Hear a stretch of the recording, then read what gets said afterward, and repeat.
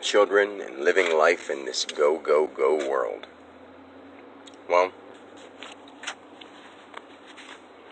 a lot to say. My mom and dad are a very good example, because I look back and I had a good childhood.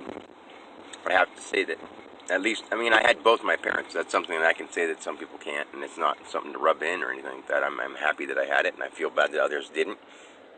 There are many people who have done better because which one of their parents may have been, or both of their parents may have been, or they may have been raised by an aunt, uncle, some stranger, somebody adopted them, some grandparent or something.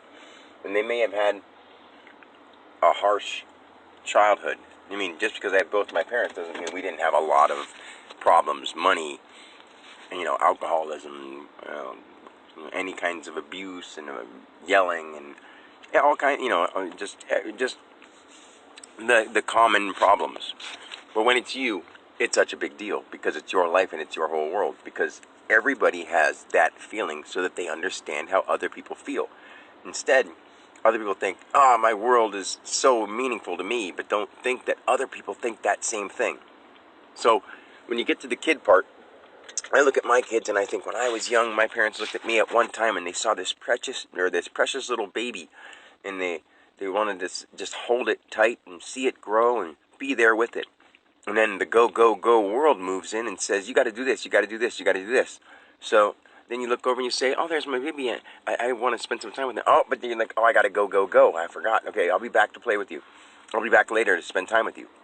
Or, maybe you never even got to that point, but let's just assume that this is after this point has arrived.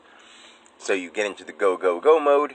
You start getting used to having to be so busy you barely get to see your kids, or you get so used to doing these things, or your kids are around doing other things and you get used to them not being there, and then all of a sudden one day it hits you and you're like, what happened? And you let go of things so much that if you just only pay attention to it once in a while, it takes so long between that the distance between causes things to go wrong.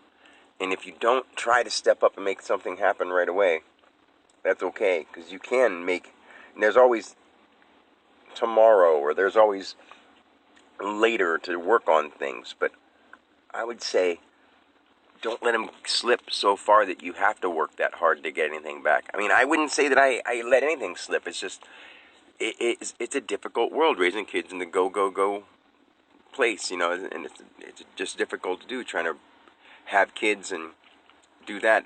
From my example, I didn't get to see my kids grow because I'm the father, and in Pennsylvania, the mother gets the kids, and that's not usually just a typical saying or a slogan or a stereotype.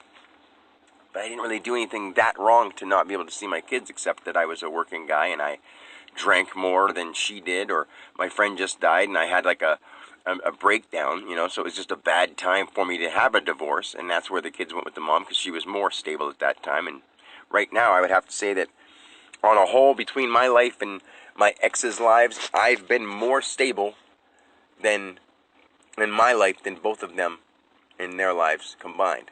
But that doesn't mean I had like a nice place to live or anything like that. It just means that I knew what I was doing. I knew what my purpose was, and I knew what my goal was, and I was on point aiming towards it. Doesn't mean I got there, because I had oppositions and I had a lot of things to get in my way. And that's the problem, because the world of go, go, go says, hey, you got to do this first. But I'm trying to go this way. Oh, you can't, because I'm holding on to you right here. You got to pay this bill off before you can get that van, or before you can do this, you have to do this first. You have to work all these hours and pay all this money before you have any time to even have any time to sit and clear your mind and think of an idea of how you can improve yourself and work on your life and spend more time with your kids. You don't have time for that, And that's my example, but that's still, most people have that happen to them, where you get so busy with go, go, go, and other people are making you do things so that your mind is so scrambled, you don't have time to concentrate on what you want, or who you are, or what's going on in your life, or how the hell did I get to this point where I don't even know what I am doing anymore. I was at that point at one point in my life, and I see that in most people. And when you point it out, they won't agree, most people will agree, but then 2 minutes later, we'll be going right back to the things that led them there, and sticking to those things because they don't know what else to do. And if you give them ideas, they don't listen, and I don't know why. People say they want to do the right thing or help the world or whatever. I'm like, well, then do this. And they're like, well, that's just, of course, yeah. But then they don't. And why? I'm clueless as to why. People know what the right thing is and just choose not to.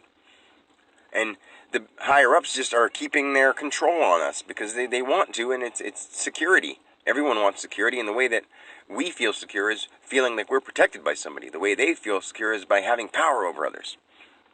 The truth is, you're secure. Once you realize that everything is just fine.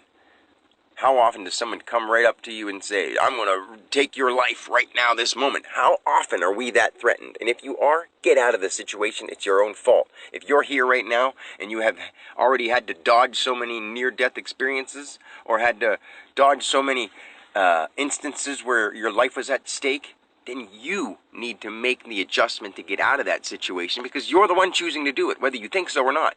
Look down deep. Move your location if you have to. Get away from the people that are causing you problems. Do the things that are right, not the things that are wrong. It's pretty simple shit.